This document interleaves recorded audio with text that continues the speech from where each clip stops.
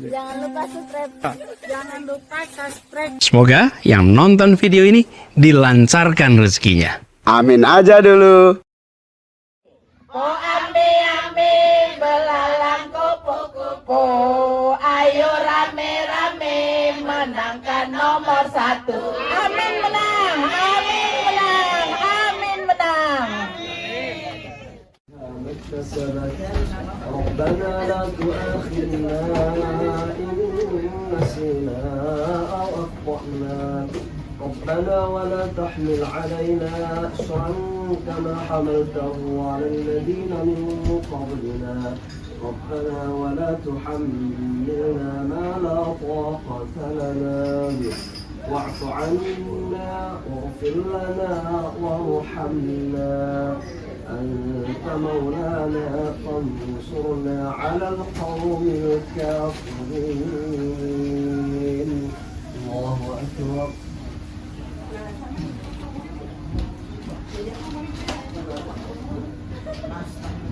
سمع الله لمن حمده.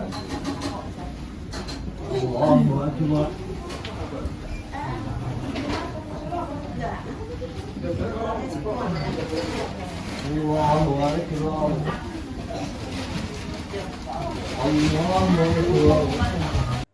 Assalamualaikum warahmatullahi wabarakatuh. Alhamdulillah kita dapat berjumpa kembali. Saya Busta Minarda. Tak lupa mendoakan seluruh pemirsa agar mendapatkan keberkahan hidup dari Allah Subhanahu wa taala, Tuhan Yang Maha Esa.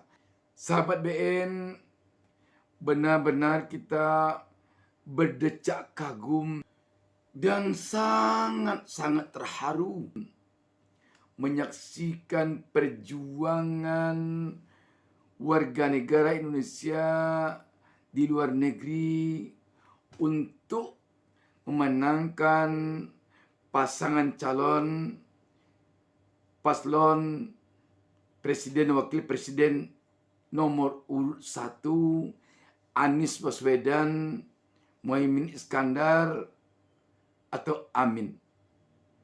Sahabat BN, imam besar Islam di Amerika Serikat, Dr. Haji Samsi Ali, terbang dari Amerika ke London. Begitu mendapat permintaan dari warga negara Indonesia yang berada di London untuk deklarasi relawan Anies. Kita saksikan tayangan ini. Assalamualaikum warahmatullahi wabarakatuh. Waalaikumsalam. Selamat malam, selamat sore, selamat menjelang malam, dan salam sejahtera untuk kita semua. Alhamdulillah juga dibantu oleh tentunya koalisi perubahan ya, yang terdiri dari beberapa partai politik, termasuk Partai Keadilan Sejahtera (PKS), kemudian tentunya ada Nasdem. Bismillahirrahmanirrahim. Alhamdulillahirabbil alamin. Wassalatu wassalamu ala asrafil anbiya'i wal mursalin wa ala alihi wa sahbihi ajma'in.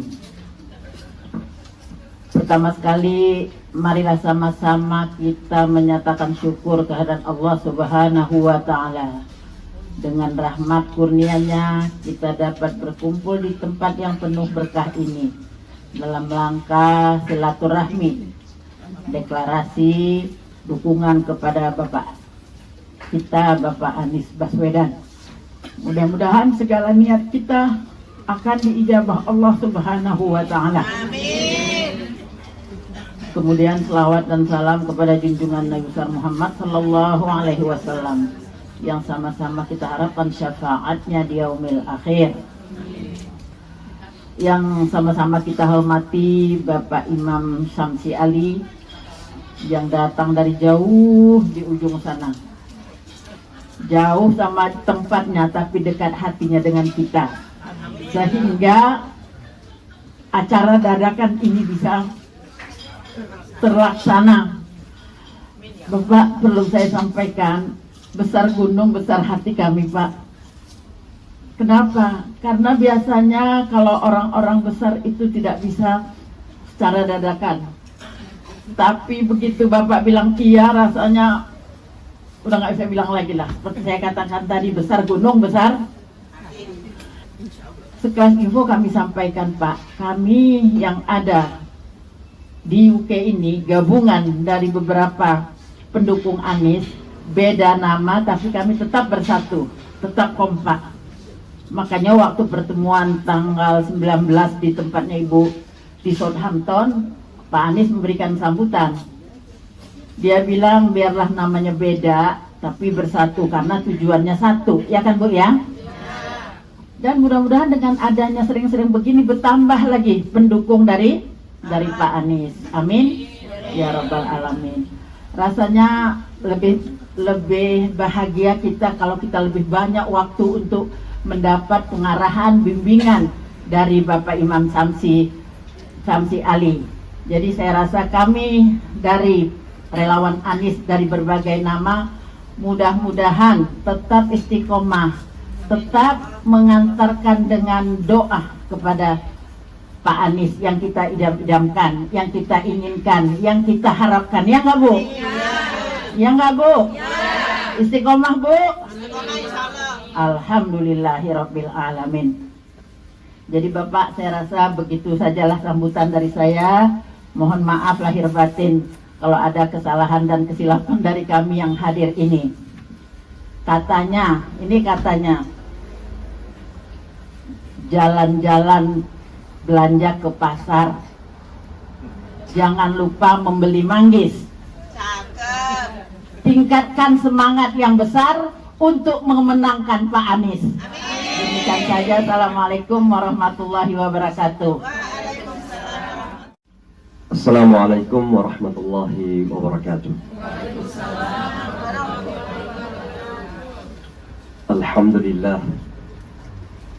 alladzi allafa baina qulubina fa asbahna bi ni'matihi ikhwana. Asyhadu an la ilaha illallah wahdahu la syarika lah wa asyhadu anna Muhammadan abdullahi wa rasuluh la nabiyya ba'dah. Allahumma salli wa sallim wa barik alaihi wa ala alihi wa sahabatihi wa kulli man tabi'a hudahu wa istamsaka bi sunnatihi ila yaumiddin wa ba'd. Pertama-tama tentu Bu Fadilah dan Bapak-bapak, Pak Henry dan Ibu yang serta Bapak dan Ibu semua yang hadir pada malam hari yang mudah-mudahan penuh keberkahan ini dalam rangka acara deklarasi dukungan kepada Amin dan silaturahmi tentu terutama. Kita sampaikan puji syukur dulu kepada Allah Subhanahu wa Ta'ala bahwa tak ada yang terjadi dalam hidup ini, besar atau kecil dalam ukuran kita. Qadar itu artinya ukuran, tapi sekaligus juga bahagian dari ikatan kekuatan dan kuasa Allah. Bahwa segala sesuatu terjatuh di bawah radar kuasanya Allah Subhanahu wa Ta'ala. Dan karenanya segala sesuatu kita kembalikan kepada Allah dengan rasa syukur kita. Salawat dan salam kepada junjungan kita, qudwah kita, uswah kita, role model kita, tauladan kita, Muhammad sallallahu alaihi wasallam, yang telah menjadi contoh dalam segala aspek kehidupan kita. Pada kesempatan ini, perkenankan saya memulai barangkali dengan mengatakan kenapa saya pribadi, yang mungkin orang lebih banyak mengenal Ustadz, kalau di Amerika dan di sini mungkin dikenal sebagai imam, kok bisa mendukung. Dan ini bukan pertama kali saya terbuka dalam mendukung paslon. Saya harus jujur ya kalau menceritakan. Jadi sejak tahun 2014 saya memutuskan untuk mendukung paslon. 2019 saya juga memutuskan untuk mendukung paslon. Dan kini juga saya memutuskan untuk mendukung paslon. Jawaban terbesar adalah karena walaupun saya ini meninggalkan Indonesia sejak umur 18 tahun. Kuliah di Pakistan 7 tahun, hidup di Saudi sebagai guru 2 tahun, dan kini di Amerika sudah 27 tahun. Jadi umur saya di luar negeri kira-kira itu, ya di Indonesia hanya 18 tahun. Tapi yang namanya rasa cinta kepada negeri itu nggak akan hilang. Karena itu merupakan bagian dari sunnatullah. Ya ayuhan nasu inna khalaqnakum min dzakarin wa untha wa ja'alnakum syu'uban wa qabaila. Maka ada ikatan sya'ab, ikatan nasionalitas kita, ikatan kepada negeri itu nggak akan pernah hilang. Maka ada istilah negeri apa, darah, tumpah darah kan gitu. Jadi walaupun mungkin apa namanya paspor sudah berganti, tapi semangat kecintaan kepada tanah air itu nggak pernah berhenti. Dan Rasulullah juga begitu waktu meninggalkan Mekah itu beliau meneteskan air mata dan mengatakan begini, kalau seandainya mereka bukan mengusir dalam maksud saya keluar, saya tidak akan meninggalkan engkau wahai Mekah. Itu tumpah darahnya Rasulullah SAW. Maka ketika saya memutuskan paslon ini adalah bagian dari semangat ingin melihat Indonesia lebih hebat, lebih maju, lebih kuat. Apalagi dalam konteks bahwa kita di luar negeri ini masih melihat bahwa Indonesia itu berada pada radar yang belum terlalu diperhitungkan. Ya, dan itu saya bisa memberikan contoh pada diri saya sendiri sebagai seorang imam pada bidang pendidikan dan agama. Ya mungkin karena kita ustadz-ustadz di luar negeri itu tidak terlalu banyak sehingga terkadang orang mandang sebelah mata gitu. Sebelum kita tampil, sebelum mereka dengarkan kita jadi imam atau ceramah, mereka mungkin jangan mengatakan apa orang Indonesia bisa juga gitu. Nah itu ada kecenderungan seperti itu. Nah kenapa? Karena memang secara umum bangsa dan negara kita luar negeri ini dibandingkan saja dengan tetangga-tetangga itu belum terlalu memiliki karisma, posisi yang dibanggakan dan dihormati. Satu contoh saja non agama ya. Restoran, alhamdulillah kita punya restoran Madura di sini dan restoran Indonesia yang lain. Tapi coba keliling ke kota-kota besar di dunia, termasuk di Amerika, hampir dikalah oleh negara-negara yang Malaysia, Thailand, Filipina. Padahal kalau kita bicara tentang makanan kulinari, siapa yang paling hebat dari seluruh makanan di dunia ini? Indonesia. Pak Anies baru mengatakan dalam presentasi di apa namanya di tempatnya Pak Dino Patijar, apa namanya itu? Komunitas foreign policy ya. Ternyata makanan yang paling nomor satu dunia itu, makanan terenak nasi goreng, ya kan? Itu bisa dibayangkan. Lalu kemudian apa? Pisang goreng gitu, yang goreng-gorengan paling goreng itu. Tapi kenapa restoran-restoran Indonesia itu hampir minim di berbagai kota-kota terbesar di dunia? Itu baru kita bicara tentang kulinari. Padahal kalau kita keliling Indonesia dari Aceh sampai Merauke, dari Aceh sampai Papua, selain enak juga ragamnya luar biasa. Saya dari Sulawesi, Makassar, Bugis Makassar. Ya di sana itu ada coto Makassar, ada palu basah, ada palu ini, palu itu, palu marak, macam-macam lah gitu ya. Dalam satu kota saja ragamnya luar biasa gitu. Rendang yang bahkan ingin diikut oleh Malaysia gitu. Ini satu contoh saja bahwa betapa kita ini memerlukan dobrakan. Tapi dobrakan ini tidak mungkin bisa terjadi kecuali kita punya pemimpin yang punya wawasan, punya kemampuan gitu. Ya. Sehingga saya pribadi memang banyak orang bertanya, ngapain udah tinggal luar negeri? Mungkin boleh dikata saya ini udah tinggal lah di Amerika, anak saya 6 orang lahir di Amerika gitu ya. Dan tempat tinggal saya di sana gitu. Sekarang kita membangun pondok pesantren misalnya di Amerika. Ngapain terlalu sibuk-sibuk ya, mikirin Indonesia gitu? Karena itu rasa cinta kita. Kita ingin menjadikan negara kita ini negara yang punya karisma di mata dunia internasional. Ya. Termasuk dalam bidang pendidikan dan agama. Dan itu bidang saya tentunya. Saya ingin melihat lebih banyak lagi ustaz-ustaz yang berkiprah luar negeri. Ya.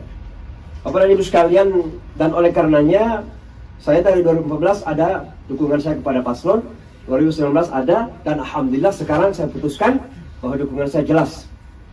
Rasanya sangat tidak adil pada diri saya sendiri kepada agama dan bangsa ini kalau saya tidak mendukung Amin.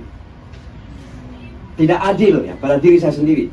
Sebagai seorang santri, sebagai seorang muslim, sebagai seorang yang cinta Indonesia, kalau saya tidak memberikan dukungan kepada Amin, rasanya saya merasakan suatu pengkhianatan gitu. Karena saya sudah tahu siapa mereka gitu. Nah mungkin saya mulai dengan cerita dengan Pak Anies siapa dan saya dan Pak Anies ya. Saya kenal dengan Pak Anies dari dulu. Tentu kita kenal Pak Anies sejak SMA pun sebenarnya beliau itu bintang. Sejak SMA itu Pak Anies sudah bintang. Sampai ketika mahasiswa di UGM juga menjadi kepala senat ya, ketua senat. Sampai ketika itu beliau kuliah di Amerika Serikat, kami sangat dekat, kami di Washington, dan kami sudah imam di kota New York, sering berinteraksi gitu ya. Apalagi di saat beliau mengambil doktor di Illinois State University, beliau itu menjadi ketua takmir masjid di kota itu. Nah karena jamaahnya itu ragam, banyak orang Timur Tengah, dari Pakistan, India, Bangladesh, seringkali ada cekcok di antara mereka. Setiap kali ada masalah pasti telepon, Ustaz, ini gimana nih gitu. Jadi kami sangat dekat dengan beliau. Jadi kami kedekatan ini memang sudah kedekatan pribadi yang sangat luar biasa dari dulu dengan Pak Anies itu. Dan sejak beliau pulang ke Indonesia, sejak menjadi rektor, menjadi menteri, sampai beliau menjadi gubernur, setiap kali saya pulang ke Indonesia, insya Allah ada kesempatan bersilaturahmi. Saya masih ingat kemarin saya kan mendirikan pondok pesantren di Amerika. Jadi setiap pulang itu kami mensosialisasikan. Termasuk waktu Covid, kami masih sempat mengadakan malam silaturahmi yayasan kami namanya Nusantara Foundation. Yayasan Nusantara. Jadi malam silaturahmi Nusantara di Jakarta. Pak Anies karena Covid begitu sangat sibuk. Tapi tetap kami kirimkan undangan sebab beliau datang sebagai gubernur. Itu beliau tanpa mengkonfirmasi tiba-tiba datang saja gitu. Sampai orang-orang terkejut, Pak Anies sudah datang. Padahal jadwalnya luar biasa karena Covid kan. Tapi datang gitu. Nah itulah antara kami dengan Pak Anies sangat dekat sekali. Jadi kedekatan pribadi yang sangat luar biasa. Kami khutbah 2 kali di kantor gubernuran waktu beliau menjawab sebagai gubernur. Ya. Bapak dan Ibu sekalian, mungkin pertanyaan terbesar ini adalah apa saja alasan-alasan penting kenapa kita memberikan dukungan kepada paslon Amin, Anies Muhaimin. Ada banyak sekali alasan-alasan yang bisa kita sampaikan. Dan saya sebenarnya sedang mengumpulkan poin-poin yang akan saya rilis satu persatu ini dalam bentuk tulisan. Saya ini menulis hampir setiap hari. Tadi saya sudah menyelesaikan satu tulisan panjang. Dan itu perjalanan saya di train dari rumah ke Buckingham Palace. Tadi saya jalan-jalan gitu. Saya menyelesaikan satu tulisan. Tulisan yang terakhir saya selesaikan tadi adalah pasangan Amin dan Davida et Impera. Saya menceritakan bagaimana pasangan Amin ini adalah challenge, tantangan langsung kepada upaya pemecah belahan umat di Indonesia selama ini. Bapak Ibu harus ingat bahwa umat Islam Indonesia itu berusaha dipecah belah sejak zaman Orde Lama, Orde Baru, dan sampai detik ini pun ada orang yang tidak ingin melihat umat kita bersatu di Indonesia itu. Kenapa? Karena kalau umat ini bersatu, dahsyat. Dahsyat. Dampaknya bukan hanya kepada Indonesia, tapi kepada dunia. Kita adalah umat Islam terbesar dunia. Makanya orang berusaha untuk memecah belah itu. Setiap langkah pasti akan. Itu orang Nahdien. Kalau kita lihat sekarang ada Habib ya, itu NU. Kemudian presidennya juga NU. Kemudian mantan gubernur Jawa Barat, Kang Aher itu NU. Saya tahu betul karena saya dekat dengan mereka. Gitu. Tapi selama ini yang kemudian dibangun label, oh seolah PKS itu kan apa Salafi gitu deh. Nah, maksud saya adalah yang namanya upaya pemecah belahan umat ini itu sangat tajam sekali di Indonesia. Dan tidak kita sadari itu. Terkadang kita yang dari luar menolak, oh begitu ya. Ternyata tujuannya memang memecah belah kita. Gitu. Nah kita yang di dalam itu kan sudah berada dalam comfort zone. Kita biasa-biasa aja dengan pemecah belahan itu. Tapi kita yang dari luar, oh ternyata ada upaya seperti itu. Ustadz Abdul Samad itu kan NU itu. Tapi berapa kali ditolak oleh teman-teman Nahdien. Karena ada orang ketiga yang berusaha memecah belah gitu. Kemudian Ustadz siapa namanya dari Bandung itu? Bukan yang suaranya kalau ngaji Nataki. Nataki. Itu kan orang NU itu. Tapi ditolak sama NU. Artinya apa? Ada upaya-upaya pemecahan yang luar biasa di negara kita kepada umat ini. Nah itulah sebabnya saya tadi secara khusus menulis bahwa ketika Allah menakdirkan berpasangan antara Anies dan Muhaimin ini, maka ini bukan hanya sebuah nilai politis yang tinggi. Bukan hanya pertimbangan elektoral saja. Bahwa nanti Anies akan mendapat dukungan dari ini, dukungan dari... Bukan, itu satu. Tentunya sangat penting. Karena kita bicara tentang pilpres ya. Tapi juga ada nilai keumatan yang terjadi di situ. Dan bagi saya sebagai seorang dai, sebagai seorang pekerja agama, itu adalah sesuatu yang sangat penting. Karena bagi saya itu adalah jembatan untuk melihat bahwa harus ada perbaikan-perbaikan dari upaya-upaya pemecah belahan, divide et impera, divide et impera yang terjadi selama ini di tubuh umat kita di Indonesia. Akibat pemecah belahan ini, Bapak dan Ibu sekalian, luar biasa.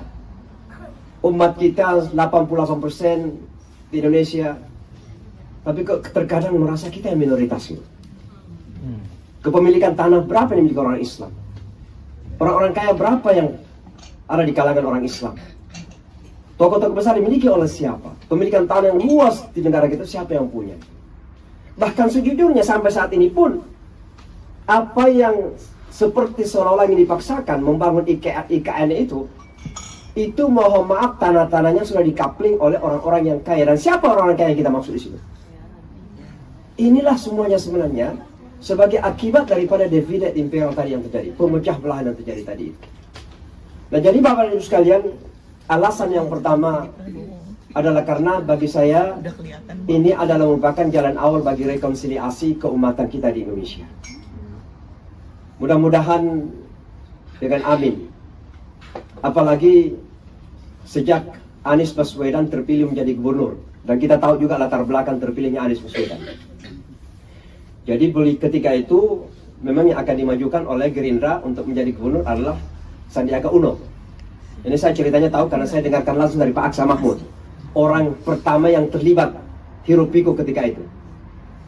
Jadi Pak Aksa Mahmud itu cerita kepada saya, sama Erwin juga anaknya, yang walaupun sekarang anaknya di seberang. Tapi Erwin cerita kepada saya, bagaimana proses yang terjadi ketika pencalonan calon gubernur di Jakarta itu. Jadi yang diajukan oleh Gerindra adalah Sandiaga Uno. Tapi Sandiaga Uno sendiri sadar bahwa tidak mungkin dia bisa electable. Elektabilitasnya sangat rendah sekali. Maka ketika itu Pak JK yang lagi umrah komunikasi dengan Pak Aksa yang di Jakarta, meminta kepada Anies Baswedan yang sudah selesai di shuffle jadi dari menteri untuk maju. Tadinya Pak Prabowo itu menolak untuk Anies maju menjadi orang pertama. Beliau tetap ingin memaksakan Anies orang kedua, Sandiaga Uno orang pertama. Tapi Sandiaga justru yang kemudian berusaha untuk meyakinkan Pak Sandiaga bahwa saya tidak mungkin bisa terpilih. Oleh karenanya saya lebih baik jadi orang kedua dan Anies jadi orang pertama. Maka Anies yang menopang Anies sebenarnya mendukung Anies di Jakarta itu sebenarnya PKS. Jadi kalau ada yang mengakui berjasa mendukung Anies di Jakarta itu salah itu. Ya, itu belakangan. Ya, setelah didukung oleh PKS baru kemudian disetujui gitu. Nah ini kan dalam debat kan berbeda kemarin itu kan. Ini saya cuma ingin menjelaskan saja. Karena ini cerita pertama ya. Dan ini cerita dari orang pertama yang melakukan itu, pelaku pertama. Ya. Saya dekat dengan Pak Aksa sesungguhnya ya. Jadi bukan cerita karang-karangan gitu ya. Nah itu Bapak. Jadi maksud saya ada begini. Ketika Pak Anies kemudian dukung oleh PKS, lalu kemudian bergabunglah Gerindra yang hanya 2 partai saja, melawan partai banyak itu dengan kekuatan yang luar biasa, di belakangnya ada oligarki. Ya. Lalu kemudian dengan izin Allah, karena satu dari hal kemudian terjadi 212, bergabunglah apa yang dilabelkan oleh mereka sebagai gerakan anti perdamaian lah, atau gerakan radikal lah, atau gerakan intoleran macam-macam lah. Itulah 212 ya. Nah, karena gerakan 212 yang non partai ini didukung oleh PKS lagi, lalu bergabung partai Gerindra di situ. Ketika Pak Anies kemudian dengan izin Allah terpilih menjadi gubernur, sejak hari pertama sampai the last minute menjadi gubernur, dilabelkan menjadi gubernur apa? Gubernur politik identitas. Gubernur intoleran. Dan semua itu adalah awan-awan yang dibangun. Sesuatu yang tidak nyata. Kenapa? Karena kenyataannya lapangan jauh berbeda. Sekarang ini kalau ditanya teman-teman kita, yang walaupun Pak Anies tidak mau memakai kata minoritas ya, boleh memakai kata golongan saja. Kalau golongan Muslim, golongan Kristen, karena kenapa minoritas itu berarti ada yang di atas, ada yang di bawah. Sampai demikian sopannya beliau itu. Kata minoritas nggak mau dipakai itu. Jadi nggak mau mayoritas minoritas gitu. Saking beliau itu ingin betul-betul merangkul semuanya gitu. Nah, tapi kita pakailah minoritas. Kalau ditanya teman-teman minoritas di Jakarta, dan jujur, itu tidak ada yang bisa menandingi toleransi Pak Anies sejak beliau menjabat sebagai gubernur. Sampai saat ini mereka, dan sekarang pun banyak di antara pendeta itu justru mendukung Amin sekarang ini. Kenapa? Pada zamannya beliau lah, bisa dibayangkan ya, sebelum beliau menjabat, justru hiruk pikuk gesekan-gesekan itu terasa sekali antara kelompok beragama di Jakarta. Tapi 5 tahun beliau menjadi gubernur di Jakarta, hampir tidak ada sama sekali gesekan antar kelompok agama di Jakarta. Hampir tidak ada sama sekali. Bahkan lebih dari itu, Pak Anies lah kemudian yang menyelesaikan beberapa rencana pembangunan rumah ibadah non-muslim yang selama ini tidak pernah dapatkan izin. Justru Pak Anies berhasil memberikan izinnya. Bahkan lebih dari itu, pada zamannya lah Pak Anies paling banyak memberikan izin IMB, izin membangun bangunan ya namanya. Mendirikan bangunan itu justru pada zamannya Pak Anies Baswedan. Namun demikian, selama 5 tahun itu, kalau kita ikuti sosial media, semua kemudian mengkampanyekan bahwa Pak Anies adalah bapak political identity, politik identitas, bapak gubernur intoleran. Apalagi dengan masuknya satu partai yang tidak perlu saya sebutkan, adalah karena memang Pak Anies dan Muhaimin ini harapan bahwa dengan ini umat akan bisa merajut kembali kesatuan itu. Gesekan-gesekan yang selama ini dibangun, gap-gap yang selama ini kemudian sengaja diciptakan, diadakan, mudah-mudahan ini bisa merapatkan kembali. Saya ingin melihat ke depan ketika ustaz-ustaz kita yang selama ini labeli ustaz keras bisa berceramah di tempat-tempat Nahdien, teman-teman Nahdien juga ustaz-ustaz bisa ceramah di tempat-tempat yang lain, sehingga kita tidak perlu merasa kita ini dari sini, kita dari sini. Nggak apa-apa lah kalau mazhab Syafi'i, Imam Muhammadiyah, mau ini nggak apa-apa. Tapi kita jangan saling mengusir, yang selama ini terjadi kan saling mengusir gitu, mencekal gitu. Nah ini sangat disayangkan. Masa ustaz-ustaz saja dicekal gitu. Saya heran ke negara muslim terbesar ke ustaznya dicekal gitu. Ya kalau Ustaz Abdul Samad dicekal di Hong Kong wajar saja lah. Kalau Ustaz Abdul Samad dicekal di Inggris ya pernah ya? Di Inggris saya ya wajar saja namanya Inggris. Pernah dicekal juga di Belanda gitu ya. Bahkan Ustaz Abdul Samad itu udah masuk di bandara Belanda, dinaikkan lagi ke pesawat pulang. Walaupun nggak masuk berita gitu. Tapi waktu di Hong Kong masuk berita besar gitu ya. Jadi Bapak dan Ibu sekalian, ini alasan pertama kenapa kita mendukung Amin. Karena ini adalah simbol rekonsiliasi dan persatuan umat Islam Indonesia. Dan ini sangat penting kita ke depan. Kenapa sangat penting? Karena yakinlah, kalau umat ini bisa merajut persatuan dan kebersamaan, insya Allah akan menjadi sebuah kekuatan yang dahsyat. Dan kalau umat Islam Indonesia menjadi kuat, insya Allah Indonesia dengan sendirinya akan menjadi kuat. Karena kita menentukan wajah dan warna Indonesia ke depan. Ya. Kalau umat Islam Indonesia lemah, termarginalkan, terbelakang, miskin, bodoh, maka itulah wajah Indonesia. Dan memang ada orang-orang lain yang ingin melihat itu, Indonesia tak bodoh, miskin, belakang. Dengan siapa? Memiskinkan umat Islam Indonesia. Ya. Nah ini yang pertama. Yang kedua, kenapa kita menjatuhkan pilihan kepada Amin? Pertama, saya sebagai santri ya. Saya sebagai pelaku dakwah di lapangan. Artinya passion saya di situlah. Darah saya di situ. Ya, saya selalu mengatakan bahwa bagi saya dakwah itu adalah darah saya. Saya akan berhenti dakwah kalau darah saya sudah berhenti. Ya. Kalau nafas saya sudah berhenti, baru saya berhenti berdakwah. Ya. Sebagai santri baru kali ini, saya kok merasa bahagia dan merasa terhormat sekali. Ada santri dua-duanya, calon presiden dan calon wakil presiden yang maju akan memimpin Indonesia. Anies Baswedan itu pernah nyantri. Apalagi saya, Muhaimin udah kita kenal lah ya. Jadi apa tidak membanggakan bagi kita santri dan umat Islam secara umum ya, bahwa kita akan dipimpin oleh seorang yang betul-betul punya kesadaran agama, punya wawasan keagamaan, dan memiliki komitmen keagamaan yang tinggi. Nah minimal kita akan membanding-bandingkan. Nah ini yang disebut dengan rasionalitas pilihan. Jadi namanya pilihan rasionalitas itu dari kata ratio. Rasio itu ratio bahasa Inggris, itu artinya ukuran-ukuran. Jadi ukuran ya.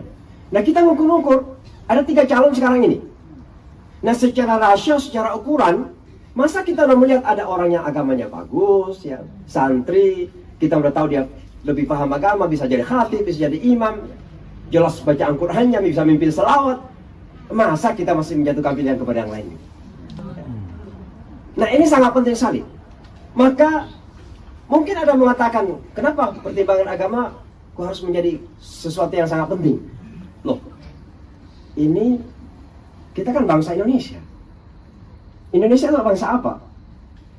kita itu memiliki Pancasila. Pancasila apa? Pancasila itu yang pertama adalah berketuhanan. Ketuhanan yang Maha Esa. Dan bagi kita, umat Islam, ketuhanan yang Maha Esa itu adalah La ilaha illallah. Qul huwallahu ahad itu. Itu adalah tauhid bagi kita. Bagi yang lain silakan saya tafsirkan. Tapi intinya adalah bahwa agama dan kehidupan bernegara dan berbangsa itu tidak mungkin bisa dipisahkan. Tidak mungkin bisa dipisahkan. Dan oleh karenanya pemimpin kita itu harus memiliki wawasan ketuhanan yang paling atas gitu. Bisa dibayangkan Indonesia negara muslim terbesar ke depan, kemudian misalnya presidennya tiba-tiba datang ke sebuah negara, bisa menjadi imam. Mr. President, can be an imam? Ternyata nggak bisa baca Quran. Aduh, gimana itu? Ya kan? Nah disinilah kemudian kita sangat bangga sekali bahwa Pak Anies, Muhaimin, subhanallah dua-duanya adalah santri yang cukup megahkan kita. Nah Bapak Ibu sekalian, dalam konteks dunia kita sekarang ini yang sangat terbuka, Indonesia itu menjadi salah satu target pengerusakan moralitas. Kenapa? Karena kalau kita melihat dunia Islam sekarang ada 57 negara mayoritas muslim.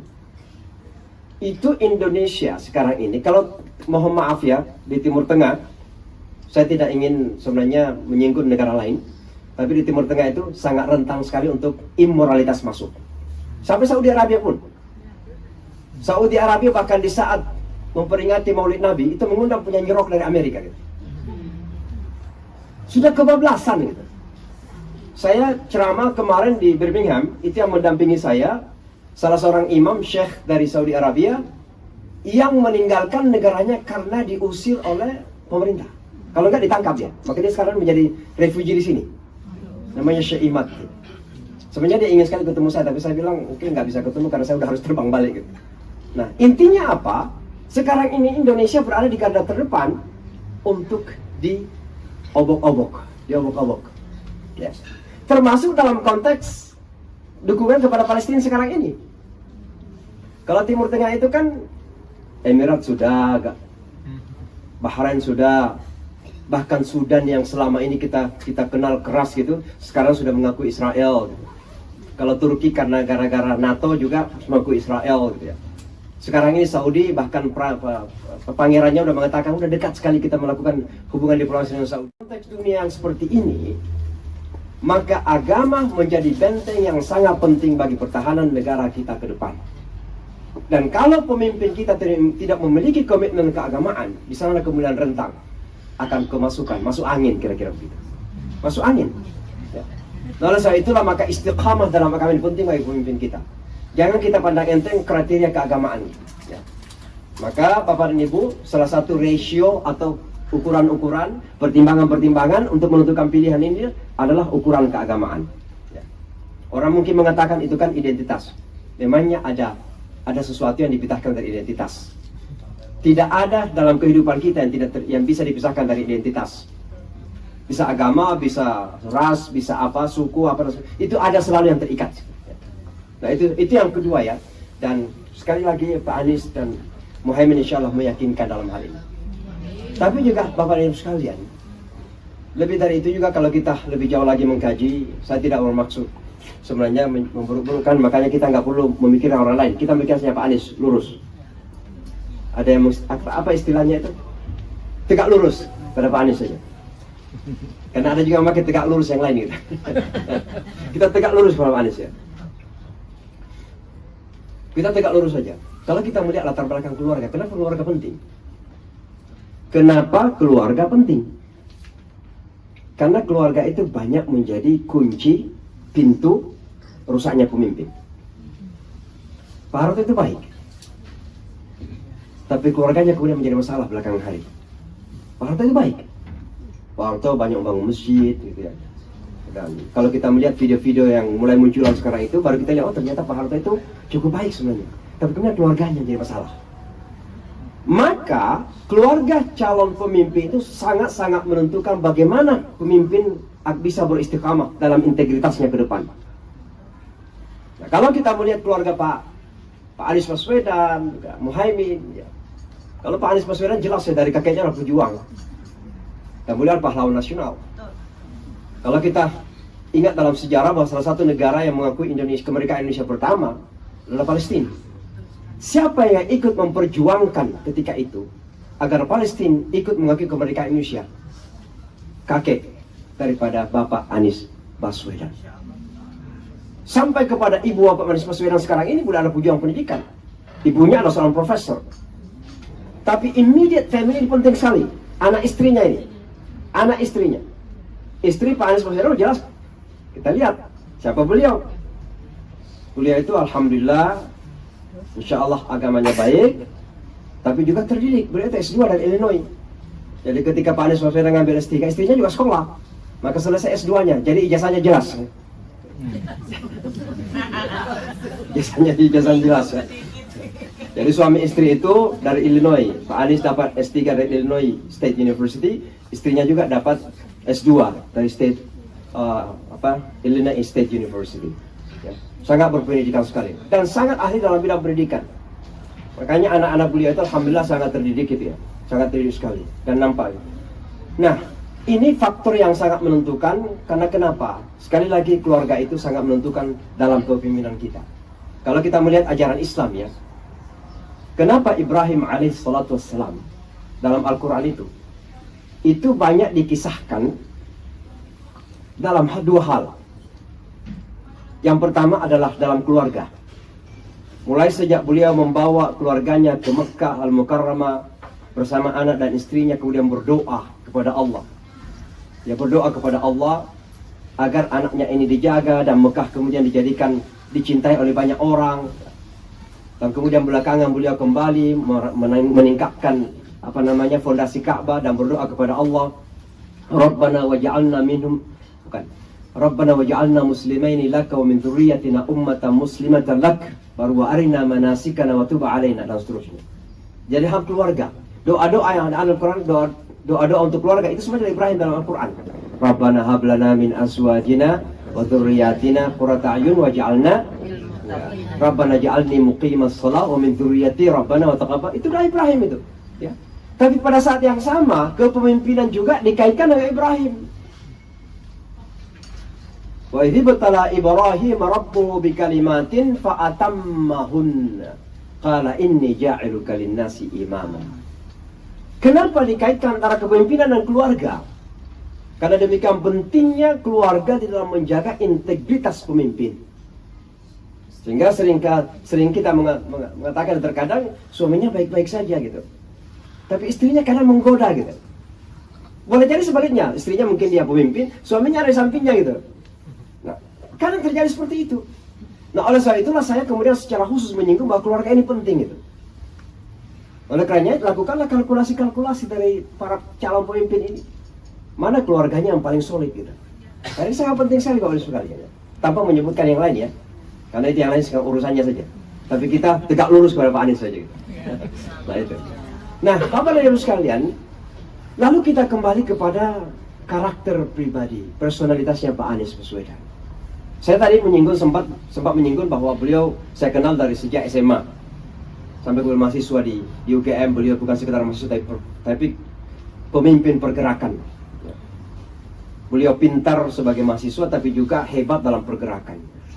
Baik dalam menulis ya. Beliau dalam mengekspresikan opini baik dalam bentuk tulisan maupun ucapan sangat luar biasa gitu. Terus terang saja saya bukan sekali lagi mengurangi yang lain, tapi kalau membandingkan yang ada itu, kemampuan komunikasi yang dimiliki oleh Pak Anies itu tidak tertandingi oleh siapapun. Ya, betul. Komunikasi oral, pidato ceramah maupun komunikasi nulis gitu. Sangat luar biasa beliau. Dari dulu saya sering baca tulisannya di Panji Masyarakat maupun di Suara Muhammadiyah dari dulu. Waktu mahasiswa masih di UGM. Jadi saya sebenarnya fan-nya beliau dari sejak dulu. Walaupun saya mungkin lebih tua soal 1 tahun dari beliau. Tapi saya fan-nya dari dulu. Pak Anies ini. Jadi dari segi kepribadian kita melihat minimal ada 3 hal. Yang pertama kecerdasan. Karena pemimpin itu fatana namanya. Harus ada kecerdasan. Ya, harus ada kecerdasan. Dan saya kira kecerdasan Pak Anies nggak bisa dibandingkan lagi. Ya. Kecuali cerdas ya, makanya beliau alhamdulillah S2-nya selesai dengan baik, kemudian S3 dan mungkin candaannya sekali lagi ijazahnya jelas. Ya. Dan bukan cuma itu Bapak dan Ibu sekalian, kecerdasan Pak Anies itu terefleksi di dalam visi dan misi yang sekarang ini ditawarkan. Kenapa saya mengatakan begitu? Karena ada yang lain juga punya visi dan misi, tapi mereka sendiri tidak terlalu paham visi misinya. Kenapa? Yang membuat itu tim ahli. Sehingga kalau ditanya tentang visi dan misi, ya biarlah itu ada di buku saya gitu. Atau nanti juru bicara saya yang ngomong gitu. Tapi Pak Anies itu luar kepala. Kenapa? Karena memang dia pintar gitu. Itu bedanya.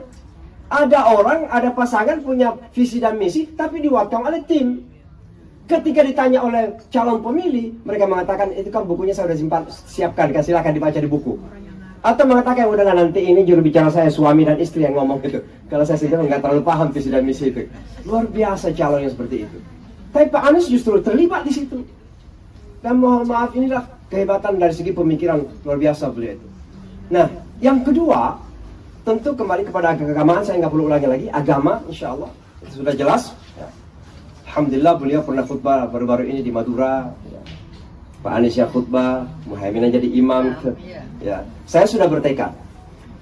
Kalau Allah takdirkan Pak Anies terpilih tahun 2024 nanti, bulan September, kapan dilantik ya? Oktober. Berarti masih tahun depan lagi baru ke New York ya. Untuk insya Allah kalau ke New York, kalau Anwar Ibrahim pernah khutbah di Islamic Center baru-baru ini, insya Allah Anies pasti akan khutbah di Islamic Center. Karena saya bisa mengatur jadwal di situ. Ya. Saya kan imam sih. Ya. Jadi sudah tekad saya. Ya. Insya Allah. Jadi kita akan punya sejarah, akan ada presiden yang khutbah di kota New York pertama dalam sejarah Indonesia. Kita doakan insya Allah mudah lancar. Nah tentu yang ketiga kalau pribadi ini, jadi akal pikiran, kemudian keagamaan hati dan sebagainya adalah emosi Bapak dan Ibu sekalian. Masalah emosi dalam kepemimpinan ini penting sekali. Karena begini, menjadi pemimpin itu kan prosesnya tidak mudah ya. Tapi kalau di atas itu terkadang tidak mudah dilepaskan. Tidak mudah dilepaskan. Jadi bagaimana seorang pemimpin itu memiliki stabilitas emosi yang matang? Kalau tidak, maka itu sangat berbahaya ke depan. Termasuk dalam pengambilan kebijakan. Apalagi dalam berinteraksi dengan orang di sekitarnya gitu. Nah sehingga kalau kita melihat Pak Anies itu luar biasa. Kalau kita melihat bagaimana di Jakarta beliau itu, saya tidak perlu menyebutkan lagi bagaimana kata-kata kasar di media sosial gitu. Ya, tuduhan-tuduhan, segala macam cacian, yang baik saja disalahkan, apalagi yang masih dituduh-tuduh kesalahannya. Sampai akhir itu beliau itu berusaha untuk mendapatkan bagaimana mendapatkan sesuatu yang bisa disalahkan. Tapi alhamdulillah Allah selamatkan. Allah selamatkan. Proses pembuatan motor itu, sirkuit itu beliau cerita kepada saya. Pertemuan sebelum, bukan yang terakhir, tapi sebelumnya lagi. Kami hanya bertiga saja, saya dengan Pak Tamsil Lindrung dan beliau makan siang di kantor gubernur di balai kota. Dan beliau cerita prosesnya itu. Bagaimana baja yang diimpor dari luar negeri itu udah sampai di Jakarta. Itu karena hanya ada satu stempel apa yang tidak ada di situ, harus dikembalikan lagi keluar ke Singapura untuk dapatkan stempel itu. Lalu setelah masuk harus satu persatu lagi. Padahal tinggal beberapa hari lagi. Tapi Allah intervensi. Rupanya bukan Presiden Jokowi yang langsung, ada orang lain yang intervensi di situ, sehingga suatu ketika begitu Presiden Jokowi datang ke daerah itu, beliau Pak Anies kan mendampingi sebagai gubernur. Presiden Jokowi melihat tumpukan baja itu, ini apa ini katanya? Pak Anies langsung katakan keadaannya, Pak Jokowi, Pak Presiden begini keadaannya. Pak Presiden langsung mengatakan ya udahlah, ini sudah selesai saja. Itu Allah yang intervensi.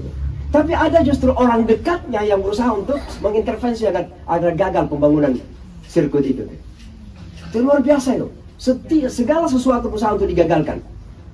Ya, itu Pak Anies Baswedan. Dan beliau cerita itu. Dia katakan, Ustaz, ini kalau bukan Allah intervensi tidak mungkin bisa jadi. Sama dengan yang JIS itu. Kalau tidak Allah intervensi tidak jadi. Bayangkan pembangunan JIS itu, semua anak negeri. Bahan-bahannya dalam negeri, sampai rumputnya pun dari Boyolali gitu. Yang sampai karena berusaha untuk dihilangkan jejaknya mau diganti gitu oleh orang lain gitu. Luar biasa. Luar biasa. Jadi saya cerita itu langsung dari beliau. Dan mohon maaf Bapak Ibu sekalian, bukan saya ingin menyebutkan, tapi waktu pertama kali beliau ke Amerika, mengurus tentang apa namanya apa tadi, mobil itu Formula E itu kan beliau bersama dengan Pak Dino Patijalal. Itu justru beliau nggak ketemu dengan Konjeng atau siapa. Kami makan siang, makan malam bersama. Jadi demikian dekatnya dengan teman-teman beliau itu. Jadi ini yang kedua, yang ketiga saya kira dari segi faktor kepribadian memang beliau memiliki emosi yang sangat stabil sekali. Dan stabil. Dan sekali lagi pemimpin itu harus memiliki stabilitas emosional. Ya, kalau tidak sangat berbahaya sekali. Dan itu kita lihat bagaimana ketika dia melakukan debat, kan ikuti pasti debatnya kan? Ya bagaimana beliau berusaha untuk direndahkan, ya Anda itu siapa sih, kami yang saya mencalonkan Anda, kan kira-kira gitu. Tapi beliau tersenyum gitu. Ya. Dan beliau punya self confidence, self trust, ya, percaya diri sangat tinggi, dan beliau membalas ya. Walaupun itu orang mengatakan tajam ya, tapi dengan sopan, dengan sopan. Bahkan dikatakan ini kok disalahkan angin, beliau mengatakan. Itulah bedanya antara orang yang berbicara dengan data dan orang yang bicara tentang ilusi atau apa gitu. Saya cuma ingin mengatakan bahwa saya kira kita memiliki segala reasoning, segala alasan untuk memberikan dukungan kita kepada Amin, insya Allah. Tapi Bapak dan Ibu sekalian, tantangannya berat. Ya. Anies Baswedan ini dari dulu sebelum pun ada musim-musim politik ini pun berusaha digagalkan jadi calon. Bahkan banyak di media sosial itu kemarin bercandanya begini, mudah-mudahan jadi capres. Tapi maksudnya nggak akan jadi capres, kira-kira begitu. Ya. Alhamdulillah semua dilaluin sampai malah beliau kemudian mendapatkan pasangan pertama dan beliau menjadi pendaftar pertama. Mudah-mudahan ini tanda-tanda bahwa Allah memuluskan semua perjalanan. Tapi intinya tantangannya tidak berat, kita tidak mudah ya, tantangannya tidak mudah. Tapi ketika kita melihat tantangan ini sekaligus memberikan pelajaran kepada kita bahwa ini bukti bahwa kita berada di jalan yang benar. Bahwa jalan kebenaran, jalan keadilan itu memang pasti akan tertantang. Dan kalau kita mau yang tenang-tenang saja, jangan siap jadi pejuang. Kalau mau jadi pejuang, siap ditantang. Dan siap kita jadi pejuang insya Allah. Kita perjuangkan amin. Sampai jadi presiden insya Allah. Saya kira demikian, mudah-mudahan bermanfaat. Mohon maaf segala kekurangan. Assalamualaikum warahmatullahi wabarakatuh. Terima kasih banyak Pak Samsi Ali, jazakallahu khair. Mudah-mudahan pertemuan kita, pertemuan yang dirahmati, yang diberkahi. Dan mudah-mudahan ini menjadi saksi dan jalan bagi kemenangan amin insyaAllah ke depan. Untuk bangsa dan negara kita dan umat kita yang lebih maju dan kuat. Allahumma amin. Alhamdulillah Rabbil Alamin. Hamdan yuafi ni'amahu kafi mazidah. Ya Rabbana lakal hamdu wa lakal syukru kama yanbaghi li jalali wajhikal karim wa 'azimi sultanik. اللهم يا من بيده الخير كله وفقنا لما تحبه وترضى اللهم لا يسر ولا سهل إلا ما سهلته فيسر لنا أمورنا كلها وفقنا لما تحب وترضى اللهم إنا نسألك رضاك والجنة ونعوذ بك من سخطك والنار. Ya Allah, ya Tuhan kami, pada malam hari ini kami semua berkumpul ya Allah untuk menyampaikan hajat dan doa kami, harapan kami agar kiranya Engkau memudahkan jalan perjuangan ini, agar Engkau ridai perjuangan ini, agar Engkau berikan taufik dan inayah, agar Engkau mudahkan segalanya, dan ya Allah berikanlah kemenangan atas perjuangan kita kami semua. Rabbana atina fid dunya hasanah wa fil akhirati hasanah wa qina adzabannar. Subhana rabbika rabbil izzati amma yasifun, salamun alal mursalin, walhamdulillahi rabbil alamin. Al-Fatihah.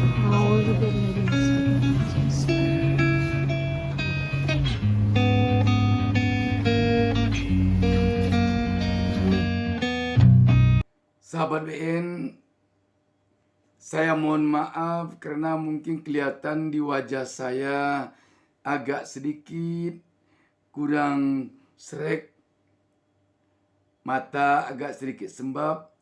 Ini mungkin karena saya semalam baru tidur pukul 3 dini hari dan pukul 4.30 tadi subuh bangun lagi, dan sekarang saya berjumpa dengan pemirsa pukul 7.30 pagi hari Minggu tanggal 31 Desember di akhir tahun 2023 ini. Jika kita simak apa yang disampaikan oleh Imam Besar Samsi Ali ini, sungguh-sungguh terasa oleh kita betapa pentingnya bangsa dan negara ini menjadikan Anies Baswedan, Muhaimin Iskandar memimpin bangsa dan negara ini 5 tahun ke depan. Sahabat BN, ditinjau dari segi apapun, dilihat dari kondisi negara dan bangsa kita sekarang ini, betapa kita membutuhkan pemimpin seperti Anies Baswedan dan Muhaimin Iskandar. Perjuangan memenangkan Anies Caimin ini bukanlah sekadar perjuangan untuk mengantarkan Anies Caimin ke kursi presiden dan wakil presiden. Jauh lebih dari itu adalah perjuangan untuk perubahan bagi bangsa dan negara ini kepada yang lebih baik ke depan. Seperti disampaikan oleh Imam Samsi Ali tadi, tantangan kita yang paling urgent tampaknya sekarang ini adalah bagaimana Islam di Indonesia ini bersatu. Selama ini harus kita akui bahwa Islam di negara kita ini tidak bersatu, terpecah-pecah. Bayangkan, ada saling usir ulama kita ketika akan memberi ceramah. Padahal dia sesama seagama, yaitu agama Islam. Yang mengusir beragama Islam, yang diusir ulama ini beragama Islam. Ini kenapa? Memang karena Islam terpecah belah. Dengan kepimpinan Anies Caimin nanti, setelah melihat rekam jejak Anies Baswedan ketika menjadi Gubernur DKI Jakarta, kita yakin kepemimpinan Dwi Tunggal Anies Caimin nanti akan mampu mempersatukan umat ini. Seperti kemampuan yang telah diperlihatkan oleh Pak Anies selama memimpin Jakarta tempoh hari. Harus kita akui, ada kelompok-kelompok yang tidak senang, yang merasa rugi kalau umat Islam di Indonesia ini bersatu. Siapa yang merasa rugi itu? Antara lain kelompok-kelompok sekuler dan kelompok-kelompok komunis. Kenapa kelompok sekuler merasa rugi kalau Islam di Indonesia ini bersatu? Karena mereka tidak bisa masuk. Mereka bisa masuk hanya dengan mengatakan dipisahkan antara negara dengan agama. Demikian juga, kenapa komunis merasa rugi? Karena bagi komunis, agama itu baginya adalah ibaratkan candu. Membuat orang kecanduan. Artinya apa? Komunis tidak ingin adanya agama. Ketika dia melihat Islam merupakan agama yang paling banyak dianut oleh penduduk Indonesia, dia gelisah. Bayangkan, penduduk Islam di Indonesia ini menurut data BPS sampai pertengahan tahun 2023 itu mencapai 278,69 juta jiwa, atau sekitar 87% dari sekitar 280 juta penduduk Indonesia seluruhnya. Bayangkan, Indonesia merupakan negara yang berpenduduk Islam terbanyak di dunia. Mengapa komunis tidak akan resah kalau sempat Islam di Indonesia ini bersatu? Sehingga dengan adanya keterpecahan Islam selama ini di Indonesia, itu sangat menyenangkan bagi kelompok sekuler dan kelompok komunis. Sekarang dengan majunya Anies Caimin yang merupakan pemersatu Islam di negeri ini, sudah jelas kelompok sekuler, kelompok komunis tidak akan senang. Ini yang perlu kita sadari. Dan yang harus kita yakini, jika Islam bersatu di Indonesia ini, maka dia akan menciptakan rahmatan lil alamin, menjadi rahmat bagi seluruh alam. Artinya, jika Islam bersatu, agama-agama non-muslim lainnya akan merasa terlindungi, akan merasa terayomi, sebagaimana yang telah tercipta di Jakarta selama Anies Baswedan menjadi gubernur tempoh hari. Sehingga Anies di Jakarta sangat dirasakan oleh saudara-saudara kita yang non-muslim, kesetaraan antar sesama umat beragama. Ada mereka yang telah puluhan tahun izin mendirikan bangunan atau IMB, rumah ibadahnya tidak pernah keluar. Begitu Anies jadi gubernur, keluar. Ada mereka yang sudah ratusan tahun merasa tidak diperhatikan. Ketika Anies menjadi gubernur, mendapat perhatian yang sama oleh Anies Baswedan dengan agama-agama lain. Ini pula lah yang menyebabkan sekarang ini tokoh-tokoh agama non-muslim di Indonesia mendukung dan memperjuangkan kemenangan Anies Caimin. Sahabat BN, kita tentu berharap upaya memecah belah Islam harus kita atasi. Isu-isu yang mendiskreditkan Anies, isu-isu yang mendiskreditkan Caimin, isu-isu yang mendiskreditkan partai-partai yang berada di dalam koalisi perubahan yang mendukung dan mengusung Anies Caimin, perlu secara bersama-sama kita untuk menghambatnya. Dan kita yakin bisa. Kita bayangkan saja di luar negeri sana, sanak saudara kita sudah begitu berupaya. Tentu tidak mungkin upaya dan usaha kita kurang daripada sanak saudara kita yang berada di luar negeri. Demikian pula dengan ekonomi. Ada kelompok-kelompok yang resah dia kalau rakyat Indonesia ini ekonominya baik, hidupnya sejahtera. Mengapa dia resah? Karena dia tidak bisa lagi menyogok rakyat miskin.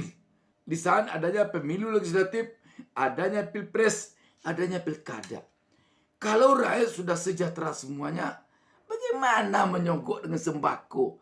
Bagaimana menyogoknya dengan amplop-amplop yang isinya 100.000, 50.000? Makanya ada kelompok-kelompok yang ingin rakyat Indonesia ini selalu banyak yang miskin.